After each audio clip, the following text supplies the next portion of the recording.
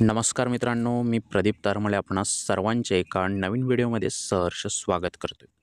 मित्रांनो, गालफ हंगाम 2025मध्ये अनेक आपण अपडेट्स वेळोवेळी कव्हर केले. ऊस दरासंबंधित आपण प्लेलिस्ट देखील बनवली. त्यामध्ये आपण अनेक जिल्ह्यांचे अपडेट्स कव्हर केले. आता आणखीन एका जिल्ह्याचं महत्त्वाचं अपडेट्स आहे. या ठिकाणी आपण पाहाल तर महत्त्वाचे असे 4 साखर कारखाने आहेत.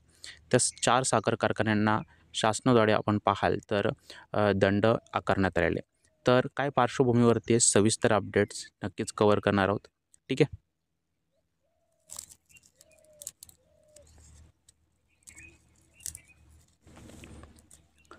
तर मित्रांनो, आपण हे अपडेट्स कव्हर करतोय हे सोलापूर जिल्ह्यामध्ये आपल्याला पाहायला मिळते.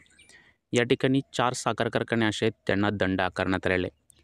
पार्श्वभूमी समजून घेण्याचा प्रयत्न करतोय. आपण पाहाल तर शेतकऱ्यांचे ऊसबिलं ही त्यांनी पेंडिंग ठेवलेली होती. त्याचबरोबर शासकीय एक रक्कम असते ती त्यांना कारखान्यांना देणं आवश्यक असतं.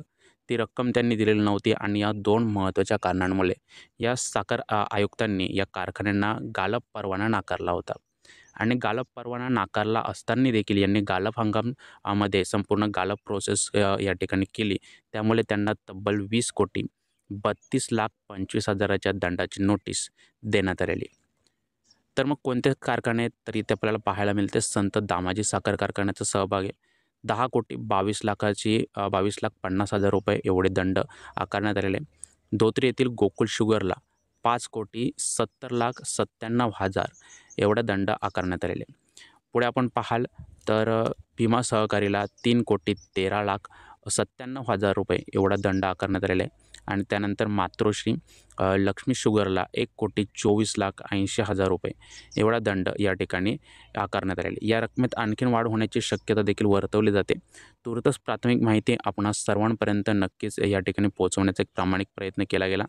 उर्वरित जे बांधव वर्ग आहेत त्यांच्यापर्यंत हा व्हिडिओ आपण पोहोचवू शकता जेणेकरून आपल्या जिल्ह्यात जे अपडेट्स आहेत ती त्यांना देखील पाहायला मिळेल. ठीक आहे. अनेक अपडेट्स हवे असतील कमेंट सेक्शनमध्ये कळवा. भेटणार आहोत पुढे. जय हिंद.